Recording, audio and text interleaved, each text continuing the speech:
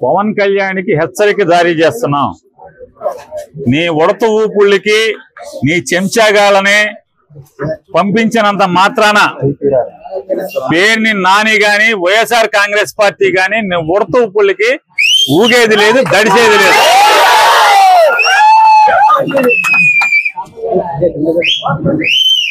రాజకీయాల్లోకి సినిమా నటుడై 4 డాన్స్లు వేసి నువ్వు వచ్చి నీ ఇష్టానుసారం ఎవరిని పడితే వాళ్ళని నోటుకొచ్చినట్టు మాట్లాడచ్చు.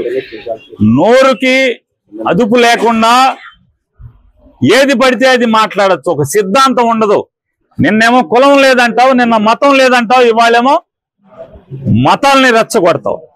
హిందువులందరూ బయటికి రండి, అదే చర్చిలోనో మసీదులోనో ఏదైనా జరిగితే వాళ్ళందరూ రోడ్డెక్కరా, వాళ్ళకు చూసి వాళ్ళకున్న ఐకమత్యం కూడా హిందువులకు ఉండదా అని మాట్లాడుతుంటే ఈ రకంగా సమాజంని కులాల పరంగా మతాల పరంగా ఎన్నికల ముందు వరకు కులాల పరంగా రెచ్చగొట్టి ఇవాళ మతాల పరంగా రెచ్చగొట్టేటువంటి దౌర్భాగ్య నీచ రాజకీయాలు చేస్తున్నటువంటి పవన్ కళ్యాణ్ని ఎండగట్టాను.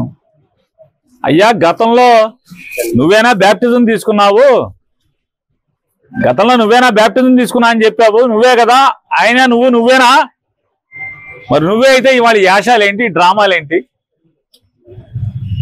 అంతకుముందు యాశాలేంటి, అంతకుముందు భాష ఏంటి, అంతకుముందు డ్రామాలేంటి? ఇవాళ ఒక బాధ్యతాయుతమైనటువంటి ఉప ముఖ్యమంత్రి పదవిలో ప్రభుత్వంలో ఉండి బాధ్యత లేకుండా ప్రవర్తించటం ఇది సిగ్గుమాలినతనం కాదా అని నేను ప్రశ్నిస్తే, నిన్న మధ్యాహ్నం నేను ప్రశ్నిస్తే ఆర్గనైజ్ చేసుకుని సిగ్గు లేకుండా ఒక 50 మందిని పోగేసి తాగిచ్చి మా సందు మొదట్లోకి వచ్చి 4 కేకలేస్తే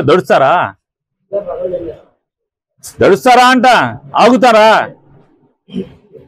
గుడివాడ వెళ్తే కారు మీద రాళ్ళు అయితే మీ ఇంటికి మా ఇల్లు ఎంత దూరమో మా ఇంటికి మీ ఇల్లు అంతే కూడా దూరం అనేది గుర్తుపెట్టుకో.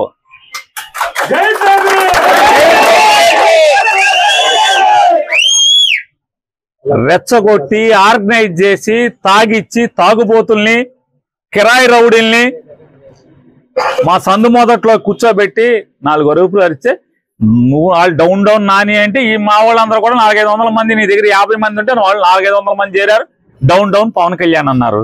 సిగ్గుపోయింది నీకే కదా. మా ఇంటికి వచ్చి మాతో తిట్లు తిన్నది నువ్వే కదా.